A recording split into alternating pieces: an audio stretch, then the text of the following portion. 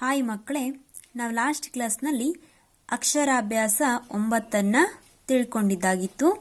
ಹಾಗಾದರೆ ಇವತ್ತಿನ ತರಗತಿಯಲ್ಲಿ ನಾವು ಅಕ್ಷರಾಭ್ಯಾಸ 10 ತಿಳ್ಕೊಳ್ಳೋಣ ಮಕ್ಕಳೇ.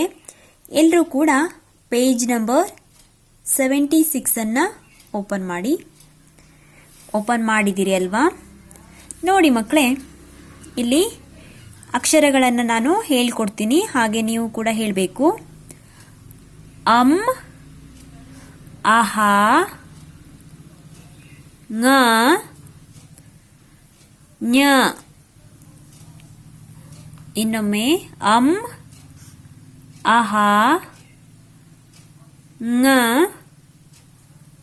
ಞ. ಇಲ್ಲಿ ನೋಡಿ ಮಕ್ಕಳೇ, ಅಕ್ಷರ ತೋರಿಸಿ ಹೇಳಿಸಿ. ಇಲ್ಲಿ ನೋಡಿ, ಈ ಅಕ್ಷರ ಅಂ. ಏನಿದು? ಅಂ, ಅಹ, ङ, ಞ, ಞ. ನೆಕ್ಸ್ಟ್ ನೋಡಿ, ಕೊಟ್ಟಿರುವ ಅಕ್ಷರಗಳನ್ನು ಗುಂಡಾಗಿ ಬರೆಯಿಸಿ.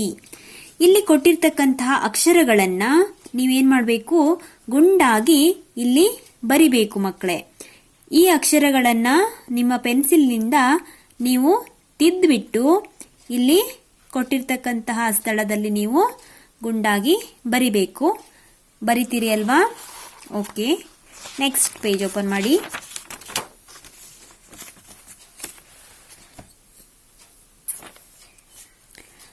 ಇಲ್ಲಿ ನೋಡಿ, ಈ ಅಕ್ಷರಗಳನ್ನು ಕೂಡ ನೀವೇನ್ ಮಾಡಬೇಕು? ನಿಮ್ಮ ಪೆನ್ಸಿಲಿನಿಂದ ತಿದ್ದಿ ಇಲ್ಲಿ ಬರಿಬೇಕು ಮಕ್ಕಳೇ. ಬರಿತೀರಿ ಅಲ್ವಾ? ಓಕೆ, ನೆಕ್ಸ್ಟ್ ನೋಡಿ, ಅಭ್ಯಾಸ. ಈ ಪದಗಳನ್ನು ಸ್ಪಷ್ಟವಾಗಿ ಉಚ್ಚರಿಸಲು ಹೇಳಿ. ಇಲ್ಲಿ ಕೊಟ್ಟಿರ್ತಕ್ಕಂತಹ ಪದಗಳನ್ನು ನೀವು ಸ್ಪಷ್ಟವಾಗಿ ಹೇಳಬೇಕು ಮಕ್ಕಳೇ. ನಾನಿಲ್ಲಿ ಹೇಳ್ಕೊಡ್ತೀನಿ, ಹಾಗೆ ನೀವು ಕೂಡ ಹೇಳಿ. ಅಂಕ, ಅಂಕ, ಅಂಚಲ, ಅಂಚಲ, ಅಂಗ, ಅಂಗ, ಅಂಗಳ, ಅಂಗಳ, ಅಂಡ,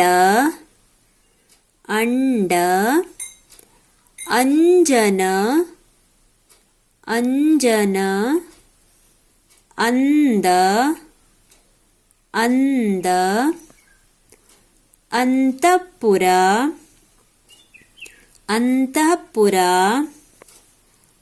ಅಂತ, ಅಂತ. ಓಕೆ ಮಕ್ಕಳೇ, ಹೀಗೆ ಇದನ್ನ ಹೇಳಬೇಕು. ನೆಕ್ಸ್ಟ್ ನೋಡಿ, ನೀಡಿರುವ ಪದಗಳನ್ನು ಗುರುತಿಸಿ ಗುಂಡಾಗಿ ಬರೆಯಲು ಹೇಳಿ.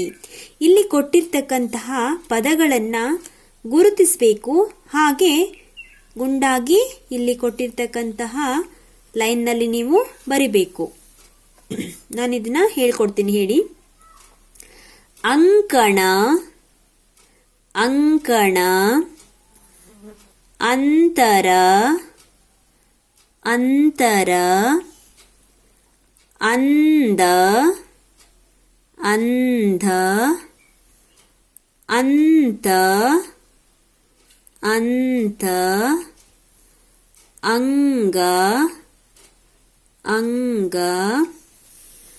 ನೆಕ್ಸ್ಟ್ ನೋಡಿ, ಅಂಗದ, ಅಂಗದ, ಕಂಬ, ಕಂಬ, ಕಂಪನ, ಕಂಪನ, ಮಂಗ, ಮಂಗ, ಕಂಠ, ಕಂಠ.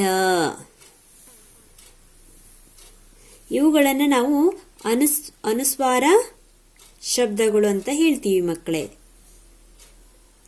ನೋಡಿ, ಅಂ, ಅಹ, ङ, ಞ. ಗೊತ್ತಾಯ್ತಾ? ಹೀಗೆ ಈ ಒಂದು ಅಕ್ಷರಗಳನ್ನು ಶಬ್ದಗಳನ್ನು ನೀವು ಗುರುತಿಸಬೇಕು. ಹಾಗೆ ನಿಮಗೆ ಹೇಳಲಿಕ್ಕೆ ಬರಬೇಕು. ಈ ರೀತಿ ಬರಿಬೇಕು ಮಕ್ಕಳೇ. ಬರಿತೀರಿ ಅಲ್ವಾ? ಓಕೆ, ನೆಕ್ಸ್ಟ್ ಪೇಜ್ ನೋಡಿ. ಈ ವೃತ್ತಗಳಲ್ಲಿ ನೀಡಿರುವ ಅಕ್ಷರಗಳನ್ನು ಬಳಸಿ ಮಧ್ಯದಲ್ಲಿ ಏನಿದು? ಅನುಸ್ವಾರ. ಅನುಸ್ವಾರ ಅಂದರೆ 0, ಗೊತ್ತಾಯ್ತಾ? ಅನುಸ್ವಾರ ಬರುವಂತೆ ಮಾದರಿಯಂತೆ ಪದಗಳನ್ನು ರಚಿಸಿ ಮಕ್ಕಳಿಂದ ಬರೆಯಿಸಿ ಓದಿಸಿ. ನೋಡಿ, ಇಲ್ಲಿ ಕೊಟ್ಟಿರ್ತಕ್ಕಂತಹ ಅಕ್ಷರಗಳನ್ನು ಬಳಸಿಬಿಟ್ಟು ಮಧ್ಯದಲ್ಲಿರ್ತಕ್ಕಂತಹ ಅನುಸ್ವಾರವನ್ನು ಉಪಯೋಗಿಸಿಕೊಂಡು ನೀವೇನು ಮಾಡಬೇಕು? ಮಾದರಿಯಲ್ಲಿ ಕೊಟ್ಟಿರ್ತಕ್ಕಂತಹ ಪದದ ಹಾಗೆ ನೀವು ಕೂಡ ಈ ಒಂದು ಅಕ್ಷರಗಳನ್ನು ಉಪಯೋಗಿಸಿಕೊಂಡು ಪದಗಳನ್ನು ರಚನೆ ಮಾಡಬೇಕು ಮಕ್ಕಳೇ. ನಾನಿಲ್ಲಿ ಕೆಲವೊಂದಿಷ್ಟು ಪದಗಳನ್ನು ರಚನೆ ಮಾಡಿದ್ದೀನಿ, ಬರೆದಿದ್ದೀನಿ ಕೂಡ. ನೀವು ಕೂಡ ಹಾಗೆ ಬರಿಬೇಕು. ಬರಿತೀರಿ ಅಲ್ವಾ?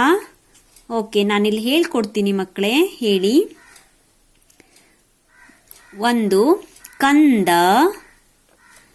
2 ರಂಪ, 3 ಮಂಗ, 4 ಕಂಸ, 5 ಹಂಸ, 6 ಮಂದ, 7 ಶಂಕ, 8 ಪಂಪ, 9 ರಂಗ, 10 ಗಂಗಾ. ನೋಡಿ ಮಕ್ಕಳೇ, ಇಲ್ಲಿ ನೋಡಿ ಅಕ್ಷರಗಳು ನೋಡಿ. ಈ ಅಕ್ಷರಗಳ ಸಹಾಯದಿಂದ ಇಲ್ಲಿರ್ತಕ್ಕಂತಹ ಏನಿದು? 0 ಅಲ್ವಾ? 0 ಅನ್ನಬಾರ್ದು, ಇದಕ್ಕೆ ನಾವು ಅನುಸ್ವಾರ ಅಂತ ಹೇಳ್ತೀವಿ. ಆಯ್ತಾ? ಇದನ್ನ ಉಪಯೋಗಿಸ್ಕೊಂಡು ಈ ರೀತಿ ಶಬ್ದಗಳನ್ನು ಮಾಡಬೇಕು ಮಕ್ಕಳೇ. ನಾನಿಲ್ಲಿ ಮಾಡಿದ್ದೀನಿ ನೋಡಿ. ಕಂದ, ಕ 0 ದ, ಕಂದ, ಕ 0 ದ. ಹಾಗೆ ಕ 0 ಸ, ಕಂಸ. ಓಕೆ, ನೆಕ್ಸ್ಟ್ ಶ 0 ಕ, ಎಲ್ಲಿದೆ? ಖ ಇಲ್ಲೇ ಇದೆ ಅಲ್ವಾ? ಹಾಗೆ ಶಂಖ. ಗೊತ್ತಾಯ್ತಾ? ಈ ರೀತಿ ಶಬ್ದಗಳನ್ನು ರಚನೆ ಮಾಡಬೇಕು ಮಕ್ಕಳೇ. ಇವುಗಳನ್ನು ಬಿಟ್ಟು ಇನ್ನೂ ನಿಮಗೆ ಯಾವ್ಯಾವ ಪದಗಳು ಗೊತ್ತಿದೆ ಇದರಲ್ಲಿ ರಚನೆ ಮಾಡಬಹುದು ಮಕ್ಕಳೇ. ಗೊತ್ತಾಯ್ತಾ? ಓಕೆ, ನೆಕ್ಸ್ಟ್ ನೋಡಿ.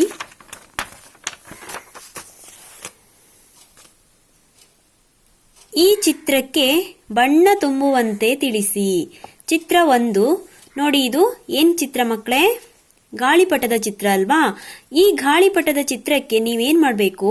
ಕಲರನ್ನ ಹಚ್ಚಬೇಕು, ಬಣ್ಣವನ್ನ ತುಂಬಬೇಕು. ತುಂಬ್ತೀರಿ ಅಲ್ವಾ? ಓಕೆ, ನೆಕ್ಸ್ಟ್ ನೋಡಿ. ಚುಕ್ಕೆಗಳನ್ನು ಕೂಡಿಸಿ ಚಿತ್ರಕ್ಕೆ ಸೂಕ್ತ ಬಣ್ಣಗಳನ್ನು ತುಂಬಿಸಿ. ಚಿತ್ರ 2. ಇಲ್ಲೂ ಕೂಡ ಗಾಳಿಪಟದ ಚಿತ್ರ ಇದೆ. ಈ ಗಾಳಿಪಟದ ಚಿತ್ರಕ್ಕೆ ನೀವೇನ್ ಮಾಡಬೇಕು? ಬಣ್ಣವನ್ನ ಹಚ್ಚಬೇಕು. ಇಲ್ಲಿ ಕೊಟ್ಟಿರ್ತಕ್ಕಂತಹ ಚುಕ್ಕೆಗಳಿದಾವಲ್ವಾ? ಈ ಚುಕ್ಕೆಗಳಿಗೆ ನೀವೇನ್ ಮಾಡಬೇಕು? ನಿಮ್ಮ ಪೆನ್ಸಿಲಿನಿಂದ ಚುಕ್ಕೆಗಳನ್ನ ಸೇರಿಸ್ಬಿಟ್ಟು ಈ ಚಿತ್ರಕ್ಕೆ ಬಣ್ಣವನ್ನ ತುಂಬಬೇಕು ಮಕ್ಕಳೇ. ತುಂಬ್ತೀರಿ ಅಲ್ವಾ?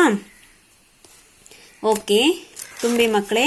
ಹಾಗೆ ಇವೆಲ್ಲವನ್ನ ಬರೆದು ಕಂಪ್ಲೀಟ್ ಮಾಡ್ತೀರಿ ಅಂತ ಅನ್ಕೊಂಡಿದ್ದೀನಿ. ಮಾಡಬೇಕು ಮಕ್ಕಳೇ, ಓದಬೇಕು. ಓದ್ತೀರಿ ಅಲ್ವಾ? Okay, thank you.